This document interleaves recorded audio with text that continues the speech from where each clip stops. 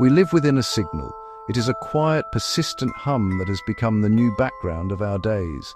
Our thumbs hover over glass surfaces. Our eyes drift towards the small black mirrors we carry, expecting a resolution that never quite materializes in this endless digital tide. In rooms across the city, screens cast a soft, cool light. A notification appears on a locked screen, a small badge of color against a dark background. It is a signal, a digital knock at an unopened door. We see a person sitting alone in their living room, the television on but unwatched. An icon indicates a new message. An icon indicates a new comment. An icon indicates a new connection. The signal is not an interruption to be dealt with, but a presence to be lived with. We are a population in motion, yet often without a clear destination. Think of the endless scroll. A thumb performs a repetitive, hypnotic gesture, pulling new information up from the bottom of the screen. There is constant motion, but there is no end to the feed. Even our leisure is marked by this quality of arrival-less motion. The runner remains in one place, their physical effort disconnected from any sense of spatial progress. The signal keeps us moving, updating and searching, but it rarely grants us the peace of a final destination. Consider a parent reading a story to a child. The narrative unfolds, a shared world built between two people, a soft vibration from a pocket. The parent's eyes, for just a second, lose focus. Their gaze shifts inward. The signal has not stopped the moment, but it has introduced a fracture, a hairline crack in continuity. We are working on a document. A notification banner slides into view at the top of the screen. We are preparing a meal. The tablet on the counter lights up with a breaking news alert. The economy of the signal thrives on interruption. It creates a rhythm of constant context switching, making it the default mode of operation for our minds. We are not weak. We are simply adapting to the architecture of the world we have built. An employee finishes their workday. They close their laptop, pack their bag, and leave the office. But the signals follow them. Emails from work continue to arrive on their phone as they commute home. The workday does not end. It simply fades into a lower resolution version of itself that persists throughout the evening. We finish watching a video, and before the screen fades to black, an algorithm has already queued up the next one.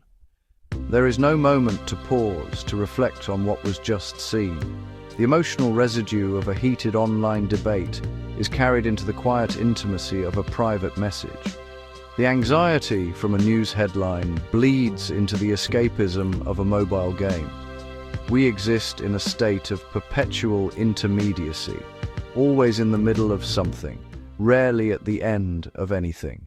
Observe the body in the digital age. It is often a study in stillness, fingers tapping across a glass screen. The rest of the body is largely inert. This posture is becoming universal. Public transport, cafes, homes. The face in these moments becomes a neutral mask. The rapid, jarring shifts in emotional context are too frequent to be processed and expressed physically. We see a teenager in their bedroom, bathed in the glow of a monitor, watching, reading, absorbing. A new kind of fatigue has settled into our bones. It is a weariness that has no correlation with physical exertion. Every notification checked, every email answered, every feed scrolled is a small expenditure of mental energy. They were busy, but not productive. The feeling is one of having run a marathon on a treadmill that never moved. We see it in the slumped shoulders of a commuter staring blankly into the middle distance. They sigh, a deep exhalation that is less about sadness and more about a release of cognitive pressure. The persistent tension in our shoulders, the dull ache behind our eyes. These are not personal failings. They are the shared physical expression of a life lived as a conduit. The restoration of continuity does not begin with a dramatic act of disconnection. It is the conscious choice to reduce, not to eliminate. A person decides to turn off notifications for a single application, its interruptions made less frequent. We observe a writer at their desk, their phone is in another room. The space for deep thought has been intentionally created and protected. The work flows not from sudden inspiration, but because the space for deep thought has been intentionally created and protected. The act of reduction shifts you from passive recipient to active architect of cognitive space.